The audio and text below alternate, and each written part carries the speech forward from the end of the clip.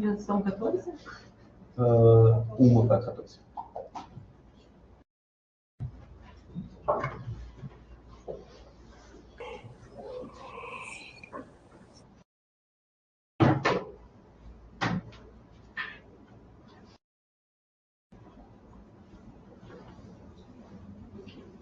Ok, pessoal, boa tarde a todos. Então, 14 horas, damos início, então, à apresentação pública de defesa da tese da aluna Maria Derlândia de Araújo Januário, que tem esse título, Ensino de um tópico de física moderna articulado à história e filosofia da ciência, escutas e construção de diálogo entre universidade, escola e aluno da educação básica. Eu gostaria de agradecer à banca, doutora Silvana Pérez, da Universidade Federal do Paraná, muito obrigada por ter aceitado fazer parte dessa banca. Doutora Anabel Cardoso Reissig, da Universidade Federal de Santa Catarina, obrigada, Anabel. O doutor Marcos Vinícius Azevedo Basso, aqui da URGS, do Instituto de Matemática, obrigado por ter aceitado. E o nosso colega Matheus Monteiro Nascimento, que é do Programa de Pós-Graduação em Ensino de Física. Obrigada, Matheus. Obrigada a todos pela presença. Então, Maria Derlândia, você tem aí entre 55 e 60 minutos para apresentar. Depois a gente passa para a tradução. Meus colegas, professores, boa tarde. Obrigada pela presença de todos, especialmente a banca, pelo aceite do convite. Inicio essa apresentação trazendo uma reflexão pessoal que me guiou, né, até aqui. Eu sou vim da zona rural da cidade do interior do Ceará. Os meus pais, eles são agricultores, eles não são alfabetizados. E lembro vividamente, quando eu tinha 7, 8 anos de idade, que meu pai proferiu a seguinte frase, né? Não tenho herança para deixar para vocês. A única coisa que eu posso deixar é os estudos. Estudem. Na época não fez muito sentido todas aquelas palavras, mas hoje eu vejo, né, o profundo significado que ela teve na minha caminhada. Então, meus primeiros passos nos caminhos acadêmicos foi cursando licenciatura em Física na Universidade Regional do Cariri, na região do Cariri, na região do Ceará. E desde cedo, né, ao entrar no curso, eu fui agraciada pelo PIBID, o que não só me tornou mais uma paixão assim, pelo ensino, mas como também me ajudou a aliviar a carga horária de trabalho, conciliar o curso com o trabalho.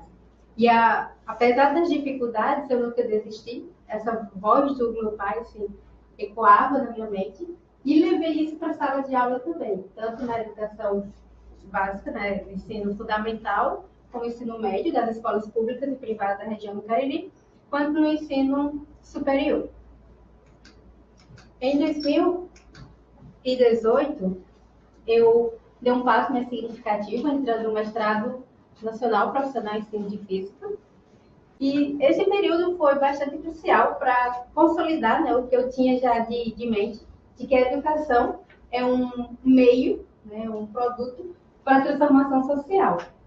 No final do segundo ano de mestrado, eu fui agraciada por uma bolsa excepcional da CAPES, né, na pessoa do Dr. Lira. E aí, essa bolsa foi, assim, indiscutivelmente importante para mim, para que eu continuasse os estudos e tentasse aqui o doutorado na URGS. Na época, em 2020, quando eu ingressei aqui no doutorado, muitos disseram que foi sorte ter chegado até aqui, vim de uma região totalmente diferente, para vir com uma cultura também diferente. Outros dizem que foi azar, por ter começado na pandemia, né? E escrever o restante finalizar esse trabalho fugindo das enchentes que assola aqui o Rio Grande do Sul. Mas eu quero dizer que nenhuma desses rótulos define a minha trajetória até aqui, porque sempre foi e é moldada em valores como perseverança, de dedicação e de acreditar que a educação é a chave transformadora, né, como meio de ascensão social. Então, esta pesquisa ela está ela faz uma interação entre a universidade e a escola básica. Quero ditar, né, como essas instituições podem corroborar para uma educação científica mais significativa.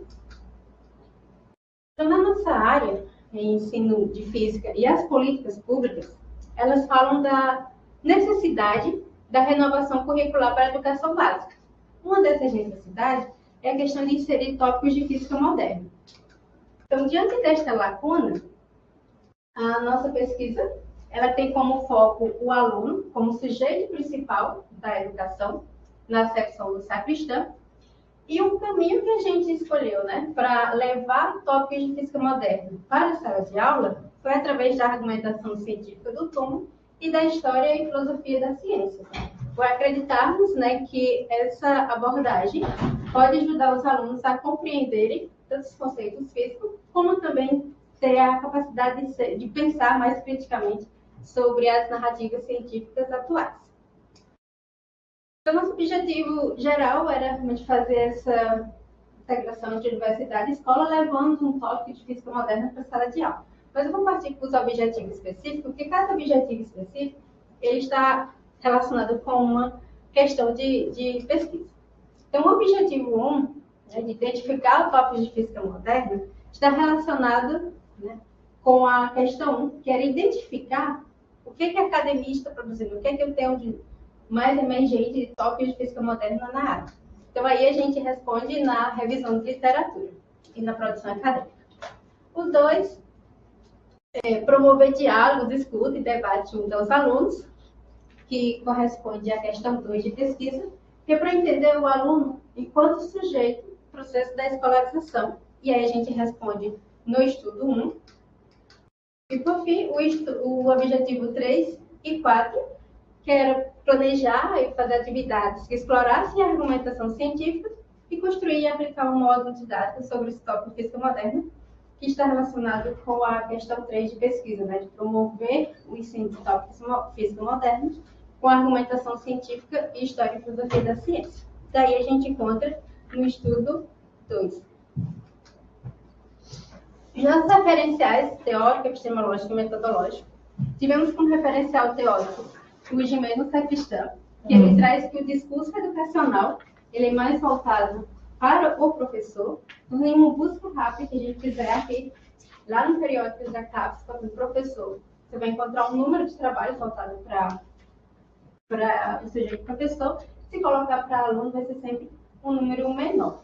E ele traz que todo o discurso da educação que a gente trabalha é voltado sempre para o aluno, porque o aluno é um ser escolarizado. Então, daí ele traz a importância de ouvi-lo e colocar como participante ativo.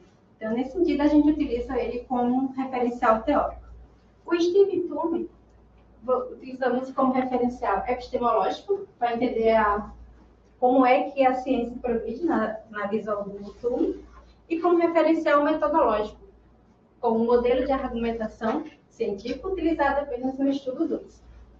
Nossa pesquisa é uma pesquisa qualitativa, né, por compreender as percepções e compreensões humanas, e utilizamos a Laura Cibardan e o Robert Stetter. O Gimeno Sacristã ele diz que tudo que é familiar, a gente tende a naturalizar. E o aluno é esse ser naturalizado. Porque se a gente fizer uma atividade agora, assim, pense no aluno, geralmente as características que vão aparecer aqui para cada um é sempre as mesmas, ou com comportamento, falas, vestimento, já é o semelhante do que vai aparecer. Porque ele diz que isso é uma construção social do aluno. Ele tem como se fosse um menor escolarizado. Esse menor escolarizado pode ser em estatura e idade também. Isso começa desde casa, do lar. Que tem sempre um menor, que tem um maior, no caso, o adulto, ali para conduzir, dar regras, orientar. E essa condição do lar, ao pouco a pouco, vai sendo colocada para outros ambientes. No caso da escola, fica a critério dos professores, dos diretores, educadores, como esse sujeito ali responsável. Mas ele fala que isso ocorre de maneira tão rápida que não chega a perguntar, né, de quais desejos os alunos deixam na calçada da escola. É só o aluno, mas não o sujeito. Então, ele traz essa reflexão, né, de trazer o aluno como um papel importante, principal, ativo ali na educação. ele fala que a própria palavra aluno, né, que vem do verbo latim, que significa alimentar. Então, é como se fosse o aluno, um ser carente, uma pedra disforme ali, que o adulto se sente legitimado a fazer todo esse preenchimento.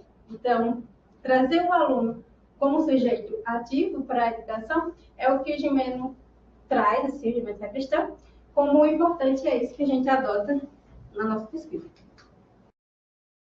Já o referencial epistemológico do Tume, né, para ele, a ciência vai progredir da seguinte forma: né?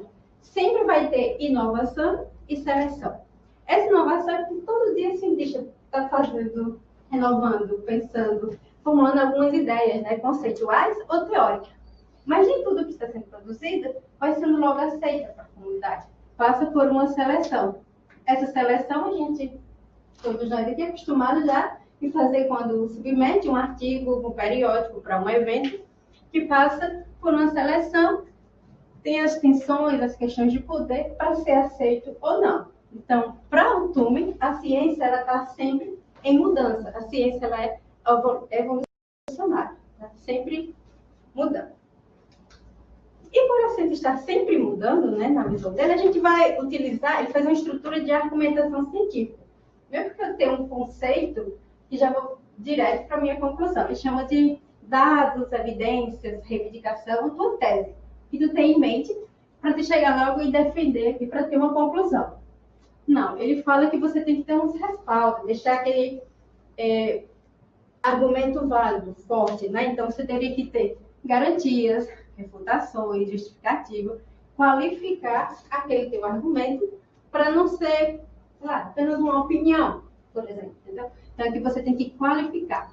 Esse estudo do modelo da argumentação de Tume, ele é bastante também utilizado pelo pessoal do direito, quando vai defender, né, acusar ali na sua área, e ele usa leis que vai deixar forte esse argumento para chegar a uma conclusão.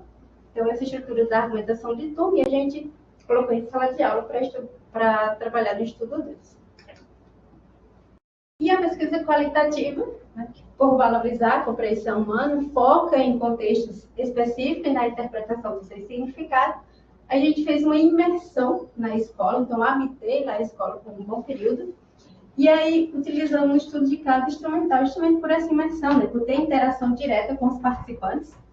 E análise de conteúdo da Bardan, tanto na revisão de literatura, quanto na transcrição dos áudios, das anotações de caderno de campo, feita com a disputa aos alunos, que ela permite fazer uma pré-análise, onde eu faço a seleção deste material, depois consigo explorar esse material, onde posso criar categorias, códigos, do que eu fui analisando, e por fim fazer o tratamento dos resultados de interferência desses documentos selecionados.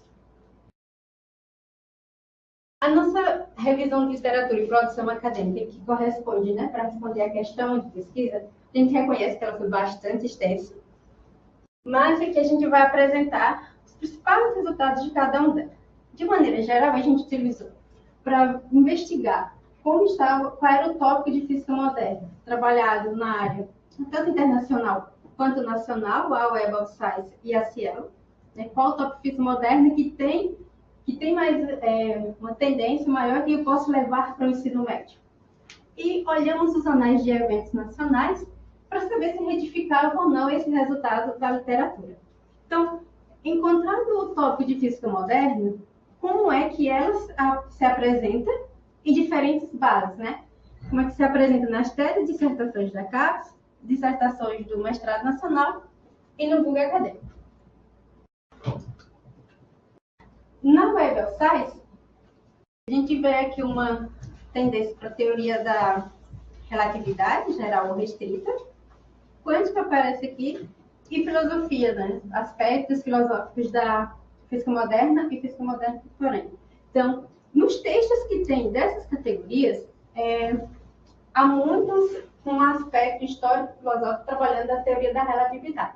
Então, aqui a gente já tem uma forte tendência para as principais temáticas abordadas na teoria da relatividade.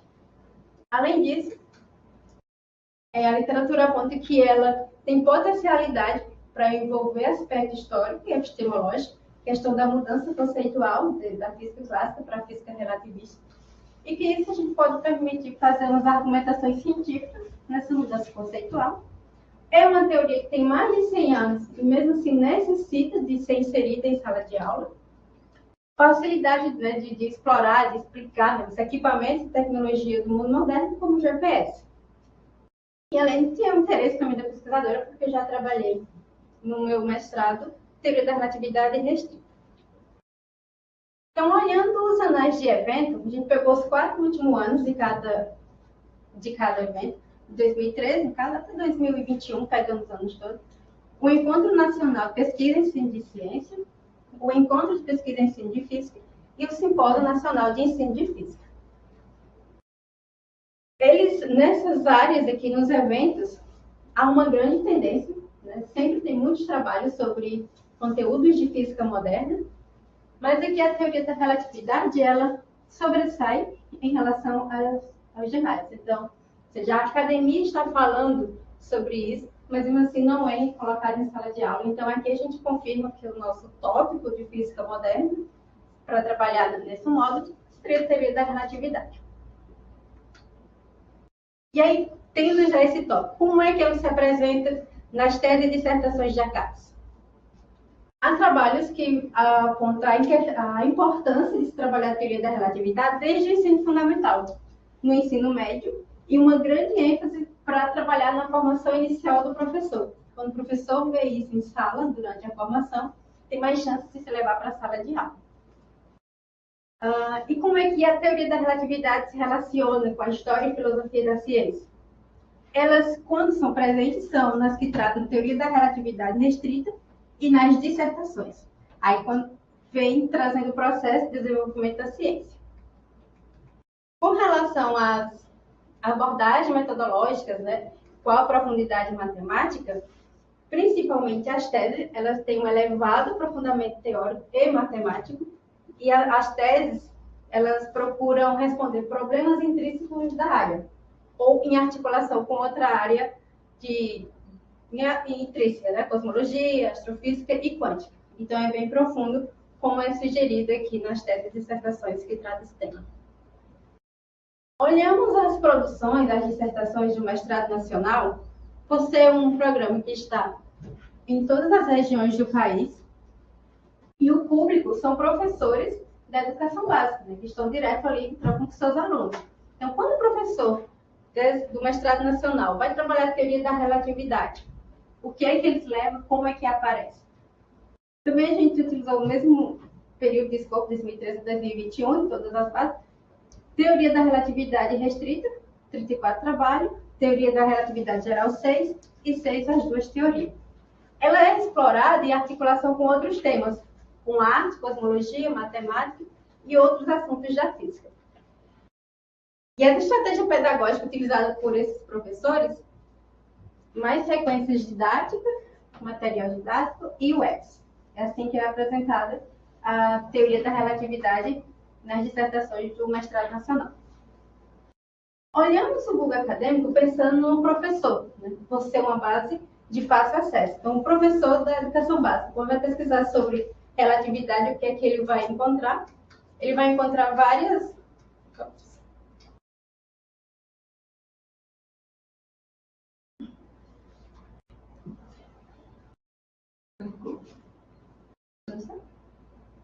Mas o computador está passando.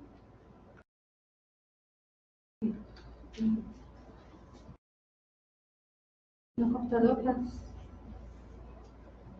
eu acho que tu tem que carregar de novo, cansado. O que você sugere? Acho que sim. Carrega de novo. O sinal está bem. Ele parou de compartilhar. Isso. Olha. Isso, vai compartilhar. Só explica que você vai criar de novo.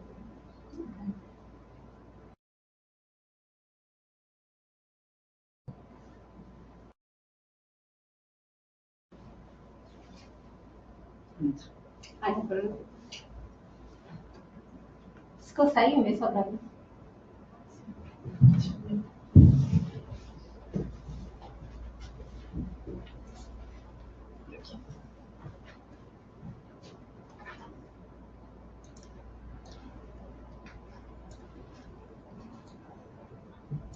Lá em cima, deixa eu jogar a tela. Isso.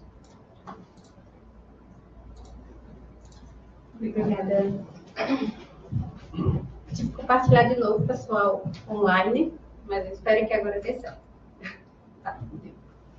Então, no Google Acadêmico, o que o professor, a pessoa vai encontrar são temas variados, TCC e eventos diversos, periódicos diversos, e um interesse maior para a teoria da relatividade restrita.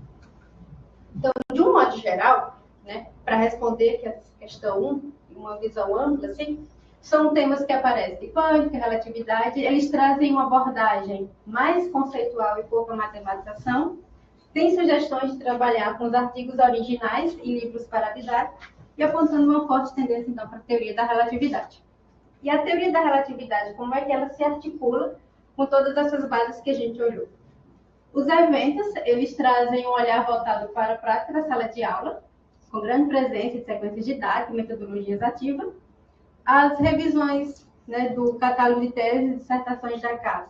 Existe uma grande presença da teoria da relatividade geral, o que não acontece nas dissertações de mestrado nacional, porém elas duas têm em comum poucos trabalhos de física moderna com história e filosofia da ciência. No mestrado nacional, se destaca a presença da teoria da relatividade restrita, o que coincide também com os mestrados, com os materiais do Google Acadêmico, que são olhados mais voltados para auxiliar o professor da educação básica. Então, aqui a gente fecha a nossa questão de pesquisa, né? O tópico relatividade, e é assim que ela é apresentada na academia. Então, a visão geral agora, o nosso estudo 1, que é o nosso estudo de caso instrumental, retoma aqui o nosso objetivo, que é promover o diálogo junto aos alunos, tentar responder o que dizem e pensam os estudantes no processo de educação científica, né? O que é ser aluno para o aluno. Então, a escola que a gente investigou fica na cidade de Viamão, que foi o primeiro núcleo de povoamento do governo estadual até 1773, e o bairro é um bairro periférico. A escola é uma escola pública e estadual, com ensino fundamental, final, ensino médio e ensino de educação de jovens e adultos. A escola tem uma característica de alta taxa assim, de frequência, e esse trabalho está imbuído do projeto de extensão, do grupo de pesquisa, o que permitiu fazer essas atividades, além da pesquisa, e outras atividades paralelas na escola. Por isso que eu consegui habitar a escola também. Participantes foram os alunos do ensino médio, porque justamente a gente leva um tópico de física moderna, então tivemos que olhar para os meninos do ensino médio. Então, escutamos uma turma do segundo ano, que a gente vai chamar de turma C, e duas turmas do terceiro ano, que a gente chama de turma A e turma B. O nosso primeiro contato, as impressões iniciais, foi com a turma C, em outubro de 2022. Como a gente falou, né, a frequência é muito baixa, então o primeiro contato aqui com os alunos, na sala tinham 10 alunos. E essa conversa, esse primeiro momento, foi bem informal, contando quais os meus objetivos, me apresentando eles também, assinando termos, naquela parte burocrática, e ficou acordado que a gente pegaria todas as aulas de educação física, porque na época a escola estava sem professor. A identificação dos alunos, né, entre um acordo, pesquisadora e os alunos, foi por uma letra e um número. Esse número, em um encontro, poderia ser chamado de 1, no encontro seguinte poderia ser um outro número, porque eles falaram que se eu fosse sempre o mesmo número, eu vou ser identificado pela minha forma de pensar. Então, os números são diferentes a cada encontro. Alguns permanecem, outros não, mas, no geral, são diferentes. E o A, C ou B é para dizer qual turma ele pertence. Então, é que a sala de aula da escola investigada. Então, no primeiras expressões e sentimentos, né, com a turma C, eles vão falar como é que eles se sentem em relação à escola. O que é a escola? Está na escola para eles. E o aluno C disse que é um refúgio para mim, principalmente agora que tem lanche. A aluna 4C disse que tem as amizades também que ajudam a esquecer os problemas de casa. Alguns alunos estavam com dificuldade de falar, né, sobre esse sentimento. Falei, então, se tem habilidade para desenhar e quer desenhar, pode ficar à vontade. Então, os alunos começaram a expressar através de desenhos. Então, o aluno 11C disse que está na escola como se abre minha cabeça e tenho que colocar muitas coisas. Muitas vezes não sou eu. o aluno 7C diz, são dois mundos diferentes. Por isso que ele ressalta a questão das cores. E o aluno 6C, ele escreve lá fome e sono, que ele diz que se vê muito cansado, com fome e com sono. Porque ele tem que acordar cedo para ir para a escola, depois da escola tem que ir trabalhar no shopping, e nesse percurso todo não consegue comer e nem dormir. Então fica nas aulas com sono. Perguntei para eles, né, nas nossas conversas, o que era então uma escola ideal para eles, uma escola perfeita. O que poderiam tirar, acrescentar para ter uma escola ideal na visão deles. Então a gente fez um nuvem de palavras, e aí tem um destaque para o mundo do trabalho, projeto social. Porque eles sentem a necessidade de sair da escola e se inserir no mercado de trabalho, porque eles querem ajudar, não, precisam ajudar os pais na renda familiar. Além disso, comida e mercadinho. Então, se tivesse um mercadinho que tivesse comida, ajudaria os colegas que às vezes não têm uma alimentação em casa. Às vezes, a única alimentação de alguns alunos é o que a escola oferece. Então, por isso, o desejo de mercadinho também. A escuta com essa turma C, ela foi além dos muros da sala de aula. Em dezembro de 2022, a escola ela tende a fazer um passeio como forma de recompensa para os alunos que não desistiram, não abandonaram aquele ano letivo. Então, por mais que ele fosse para recuperação ou que tivesse grande tendência de ser reprovado, eles iam, mas era uma forma de recompensa. Não saiu da escola. E nessa escuta, né, esse parque aquático ficava 1h30 mais ou menos da cidade de Viamão. Então, nesse percurso, indo, voltando, nos espaços lá desse parque, voluntariamente, espontaneamente, assim, os alunos começaram a falar sobre as dificuldades para acompanhar as aulas no período da Covid. Então, tivemos duas situações. Alunos que tinham os recursos, tinham computador, que tinham celular, mas não sabiam utilizar o Classroom, os materiais que os professores passavam, então não tinha acesso. Então, muitos desses alunos acabavam desistindo daquele ano. Outros alunos não tinham. Às vezes, eu tinha na casa um celular que era para a família toda, então não conseguia acompanhar as aulas. Alunos falaram da dificuldade socioeconômica, o quão difícil é você conciliar o trabalho e escola. Então, muitas das vezes, eles faltam às aulas para poder ajudar a renda familiar para alimento daquele dia. Também teve caso de violência física doméstica relatada pelas meninas, e essa parte que mais sensível, né, se forem encaminhadas às autoridades responsáveis. Essa turma C, ela nem todo mundo conseguiu ir para o terceiro ano em 2023. Então,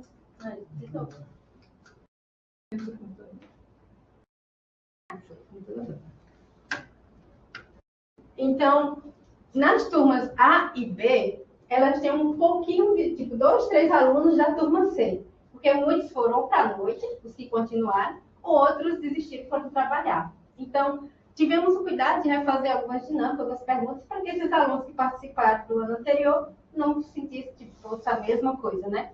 Então, aí ficamos com essa turma, que era a turma matutina, e através da análise de conteúdo, a gente conseguiu colocar em 3 dimensões a escuta dos alunos. Na dimensão aluno enquanto sujeito, a gente teve as categorias de ser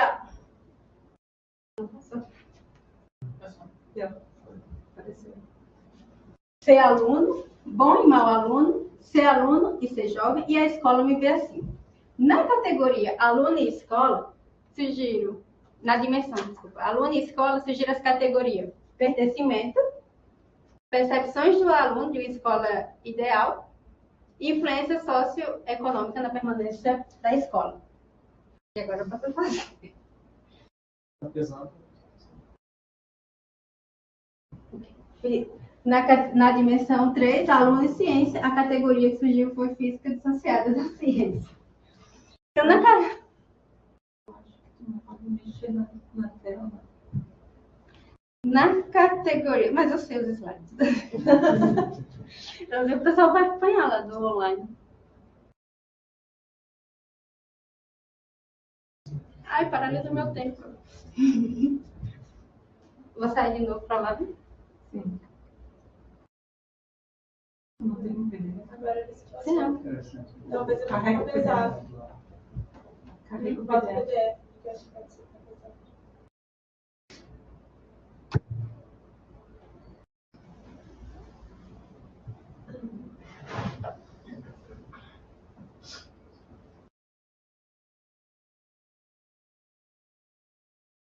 E aqui como é que eu tô estudando? Aqui.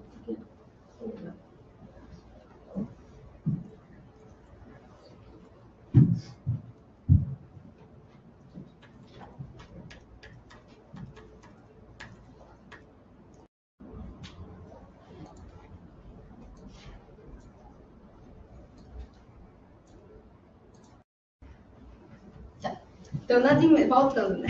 Então, na dimensão 1, que é aluno enquanto sujeito, na categoria ser aluno, para os alunos, né? O aluno 4A, bem passado, mas ele vai dizer assim, que ser aluno é um sistema de regras, é obrigação. Para um aluno 20A, ele diz que aluno é uma atividade diária, é um hábito. Para um aluno 5B, ele diz que ser aprendiz, é estar sempre procurando conhecimento e respeitar os professores. Para o aluno 9B, ele diz que ser aluno é vir todos os dias para cá, fazer o que tem que fazer e depois vir embora. É isso. Eles falaram também sobre o que é ser bom aluno e o que é ser mau aluno. Na concepção dos alunos, ser bom aluno é aquele que não falta nenhum dia, participa de todas as disciplinas e tira sempre boas notas. O aluno B diz que tem que fazer tudo o que os professores mandam, cumprir regras e respeitar os colegas. Já ser mau aluno para eles, a aluna 12A diz que é chegar na aula e não fazer nada. Tu só está ali, não participa da aula, não copia e desrespeita o professor e é indisciplinado. Para o aluno 20A diz que ser mau aluno é só querer estudar para tirar uma boa nota e agradar as autoridades. Nesse caso, ela estava se referindo às autoridades, seus professores, porque a sua motivação é extremamente superficial e não tem a ver com o real propósito, mas sim as demandas sociais. Os alunos acham totalmente diferente ser aluno e ser jovem. Então, na concepção deles, aluno tem mais uma responsabilidade. Para ser jovem, tu é mais solto para curtir a vida. O aluno 5B diz que ser jovem, além de poder errar, tu tem a liberdade para ser quem você é, já que quando tu cresce, tu tem que seguir um padrão. Aluno A diz que ser jovem é tu viver, porque quando tu é adulto, tu não pode, porque tu tem que trabalhar, tem que cuidar de casa. O aluno tem que focar, sempre estar focado. A juventude não acaba, ela meio que é esquecida pelas pessoas. Então, na concepção deles, né, já que eles tinham falado que eram diferentes ser aluno e ser jovem, perguntei como é que vocês se identificam. Então, 82% se identificam como jovem, adolescente, e 18% como aluno, estudante. Só que eles se veem de maneira diferente.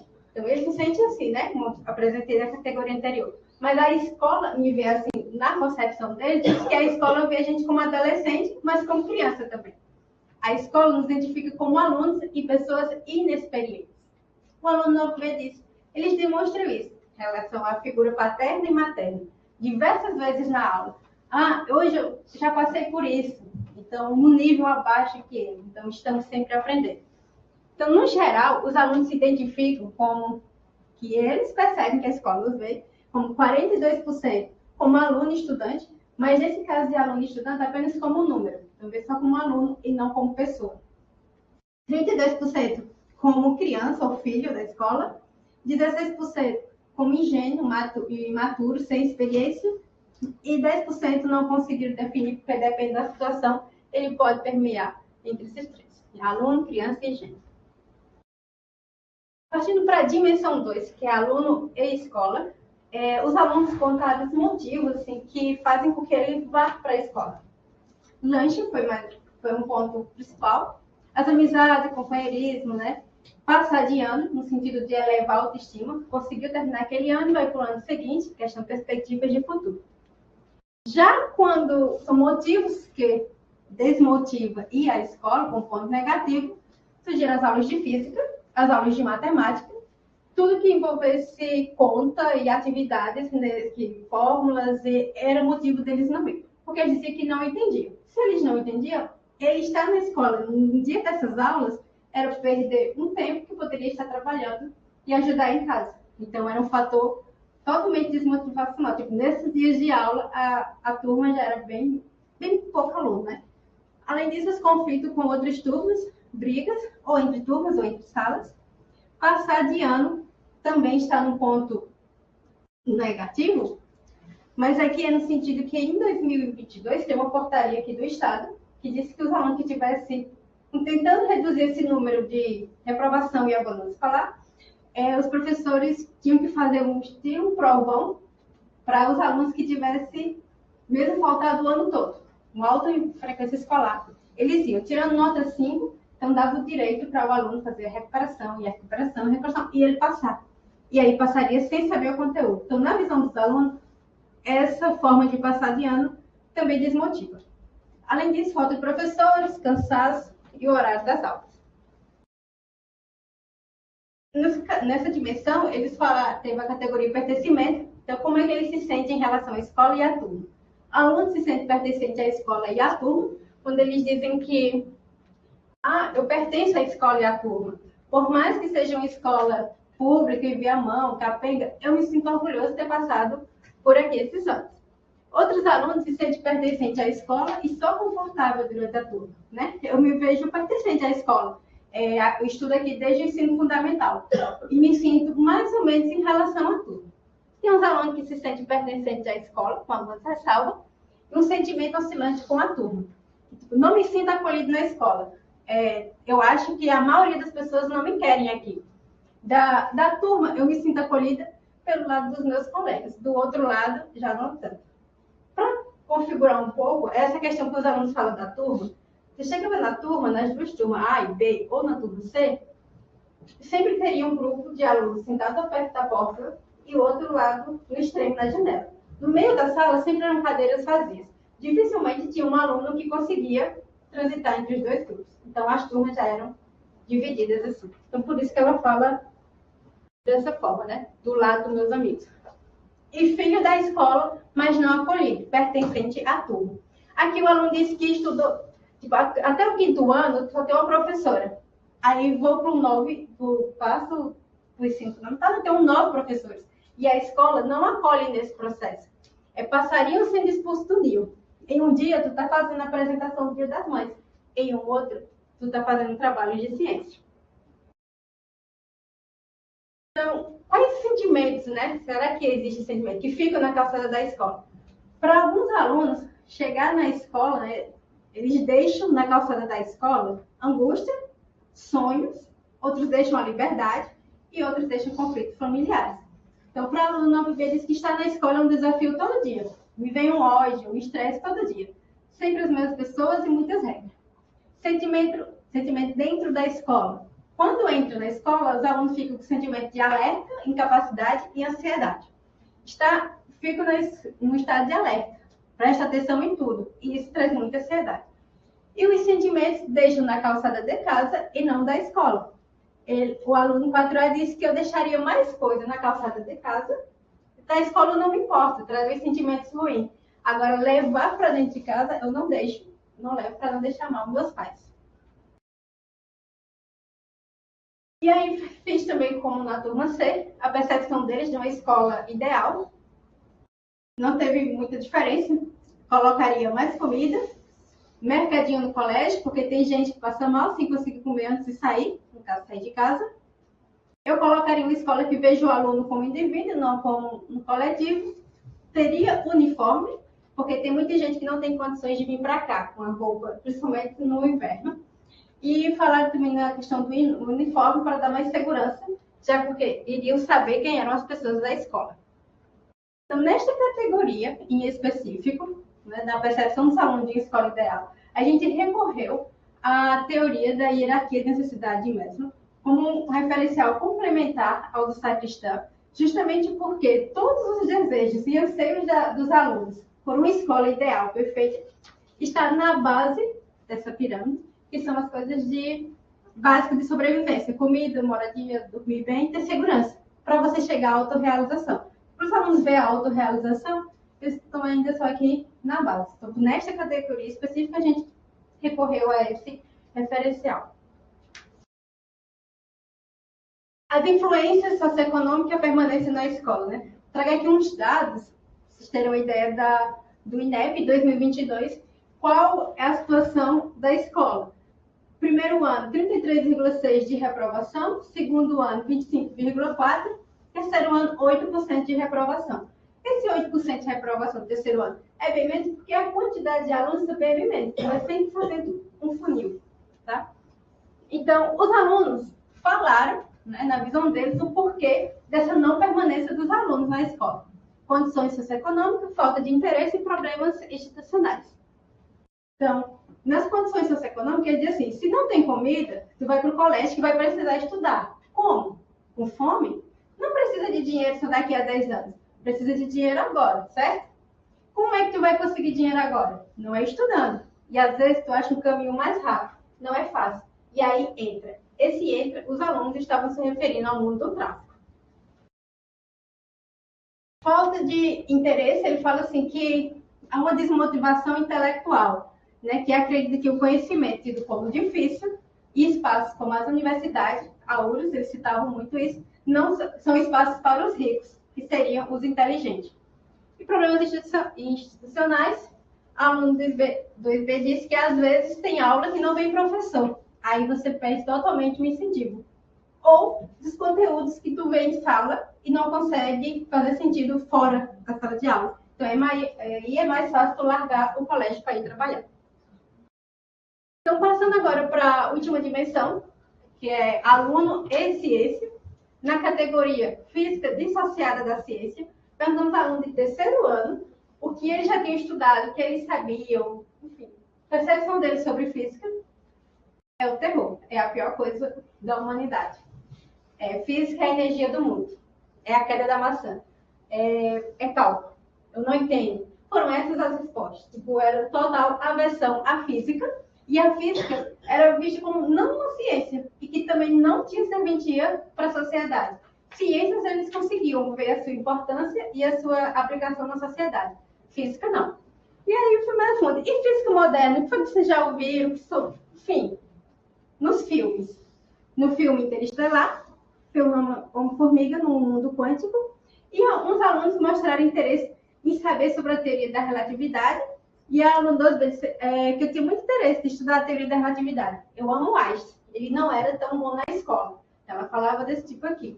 Então, de física moderna e de física no modo geral, eram essas concepções que os alunos tinham, uma dificuldade tanto no conceitual, básica, quanto na matemática. Então, de um modo... Amélia.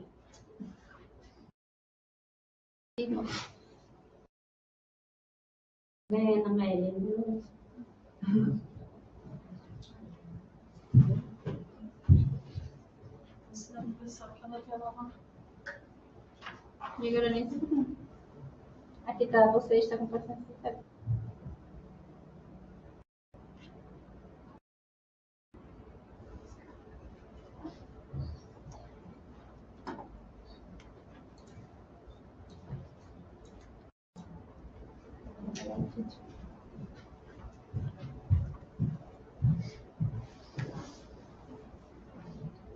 Aí agora eu não faço.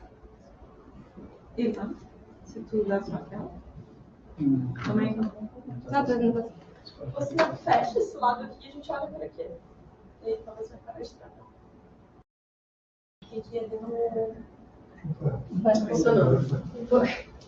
Então, uma visão, em pausas, né?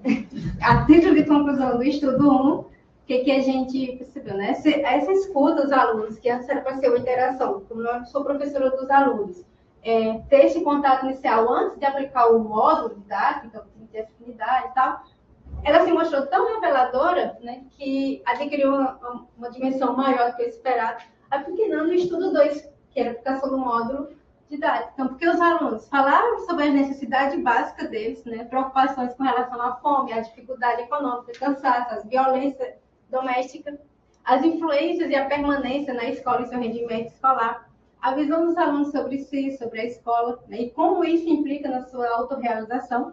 E o Sacristã vai trazer que a escola deve funcionar como um espaço acolhedor, de apoio, né, que promova essa justiça social. Então, esse sentimento que os alunos falam, o Sacristã diz que são reflexos diretos de onde eles se encontram. E os alunos estão falando. Então, falta nós ouvirmos, né? Além disso, esse estudo 1 teve impacto na pesquisa, primeiro em relação à confiança que os alunos tiveram com a pesquisadora, para poder falar suas demandas, e permitiu estruturar as dinâmicas das aulas, né, de forma colaborativa.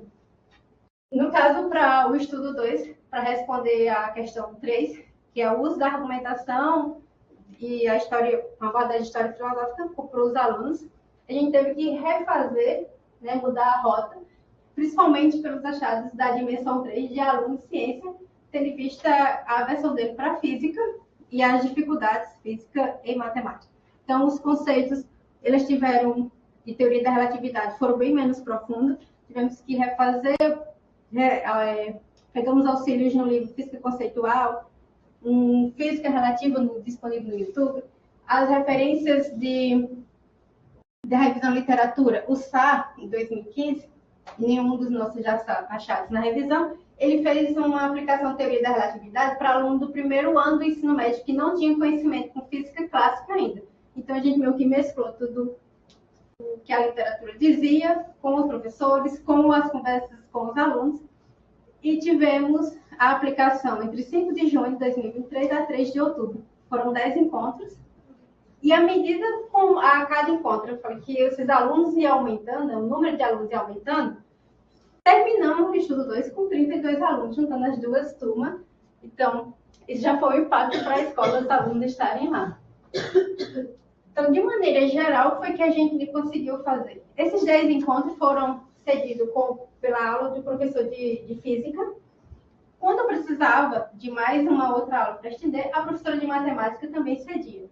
Então, no primeiro e segundo encontro, a gente falou sobre a construção do pensamento científico e trabalhou o modelo da argumentação do Turmer, como é o modelo científico do Turmer, e fizemos trabalhos sobre isso. No terceiro e quarto encontro, tivemos que introduzir os conceitos básicos de velocidade, de referencial, somas de velocidade, para, sim, introduzir a questão da velocidade da luz, que é um constante da natureza. Quinto e oitavo encontro, a gente ainda conseguiu debater sobre a existência do éter ou não, os postulados da teoria da relatividade, simultaneidade. Lembrando que todos esses contextos de física, elas tiveram matemática minimamente, porque a gente não tinha tempo para poder mostrar ali a base. Então, essas aulas, o professor de física não conseguia ceder mais do que aqueles, senão o semestre dele ia ficar comprometido. Então, sempre com um aspecto histórico e filosófico.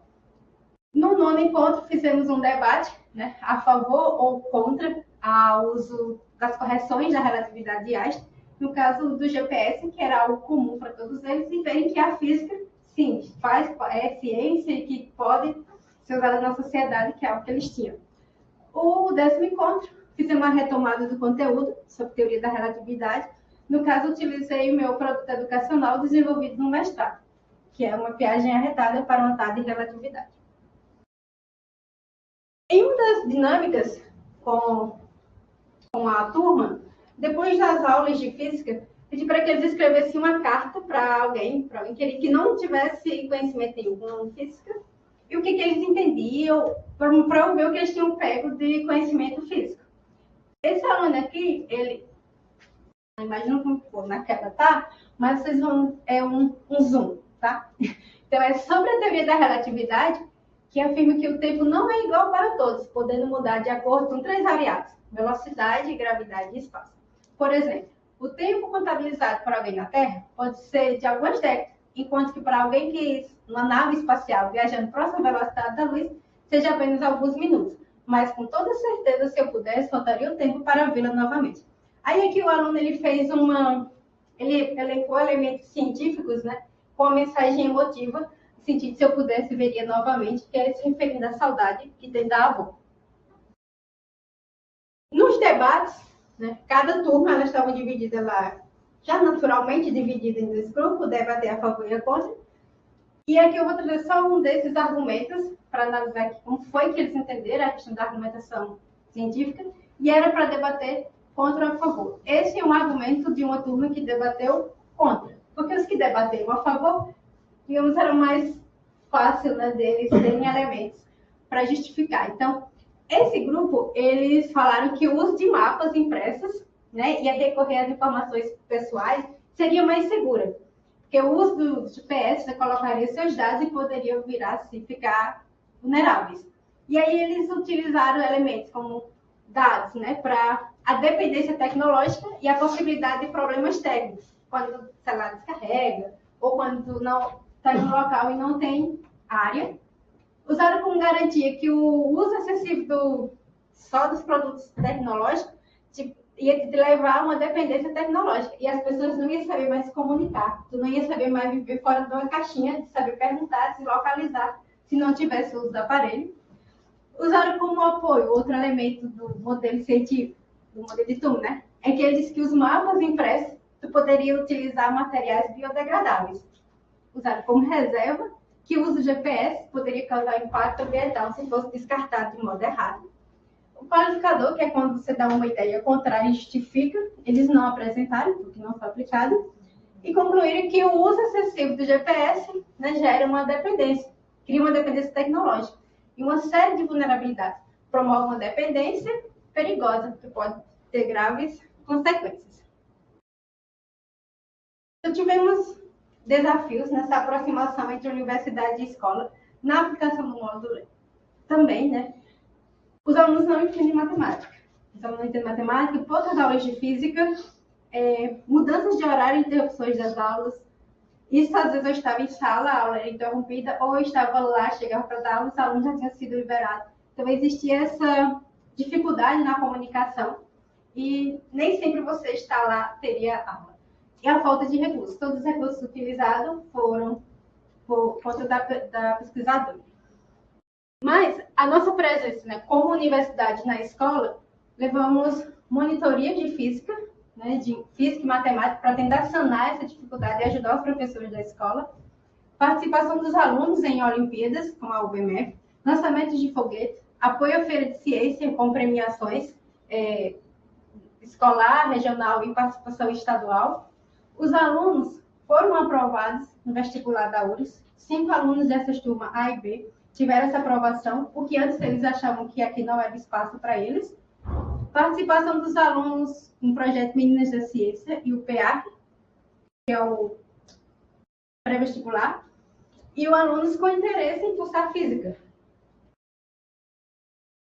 Então, passando para as considerações finais, né? Como falei, o objetivo geral era fazer essa articulação do tópico de física moderna, né, com a argumentação científica em sala de aula. Então, essa aproximação de universidade e escola com as questões sociais, tendo sempre o aluno em foco, tanto na escuta quanto no ensino. Será que podia transformar a sociedade e comunidade onde eles estavam? De certa maneira, por esses resultados que a gente viu nas contribuições, eles começaram pelo menos a pensar e saber que aqui também faz parte eles também podem ser pertencentes aqui. E o uso da argumentação teve um interesse dos alunos, uma visão dos alunos de que, isso eu posso aplicar na redação do Enem? A estrutura do modelo de Thun? Pode. Então, isso eu posso. Aí os alunos participaram por conta de uns concursos de redação, que acho que eles viram na internet, utilizando o Thun. Então, por questões de tempo, não deu para acompanhar se teve bom êxito. A questão 1 de pesquisa, né, que era o tópico de física moderna e como é que a literatura vem trabalhando isso, a gente viu a forte tendência para a teoria da relatividade e aquele mapeamento que eu apresentei. A questão 2, o que diz e pensa os estudantes, né, o que significa ser aluno, estar na escola. O estudo 1 apontou que, para eles, a escola poderia ensinar mais para a vida, né, e a escola ideal para os alunos não passa de necessidades básicas, de necessidade de sobrevivência. Ser aluno é diferente de ser jovem. Os desafios que eles enfrentam entre conciliar escola e trabalho. E uma visão ampla de como a escola está sendo vista, né? Os alunos têm sede de falar, mas quem pode escutá-los? Fatores socioeconômicos e questões motivacionais na permanência e rendimento escolar. Dificuldade em compreender física e matemática. E a física dissociada da ciência e da sociedade, como a gente viu na dimensão 3, aluno de escola. A questão 3 era a questão de argumentação científica, né, em sala de aula, com a abordagem histórica e filosófica. Então, como os alunos tinham essa dificuldade conceitual e matemática, física e matemática, trazer a abordagem histórica e filosófica fez uma aproximação com os alunos. Então, eles começaram a entender que a ciência ela não é pronta, mas ela vem um processo evolutivo. A teoria da relatividade não foi só Einstein que criou, mas que teve todo um contexto histórico e uma evolução ali. Então, nas atividades das cartas e nos feedbacks dos alunos, muitos eles falaram da relevância de trabalhar com a história e filosofia, dá mais sentido, você consegue entender. E traz também a questão da gente refletir, né? Qual a física que está sendo ensinada no século XXI. Então, cabe também imprimir mais humanismo, argumentação científica, enquanto vida e transformação social. Nossas limitações, né? Número de aulas de física, o limite temporal, as dificuldades de matemática e física dos alunos. Então, fica como sugestões futuras aprofundar a categoria aluno e ciência, incentivar futuras investigações sobre ouvir mais o que os alunos têm a dizer. E uma reflexão é que os alunos que já chegaram no terceiro ano não vão desistir, né? Pouco aluno não vão desistir, é que eles consigam ver que estudar, além de ser uma herança preciosa, é um ato de resistência e transformação. Então, que eles consigam ver, né, que seja uma chave que abre portas para um futuro melhor e que permita desafiar, criando barreiras e construir novas realidades. Então, quero agradecer aqui a CAPES por todo o financiamento desde a graduação até aqui, ao Munance Instituto Sociência pela bolsa complementar, onde acolhe e mantém e incentiva as mulheres na ciência. E obrigada pela atenção.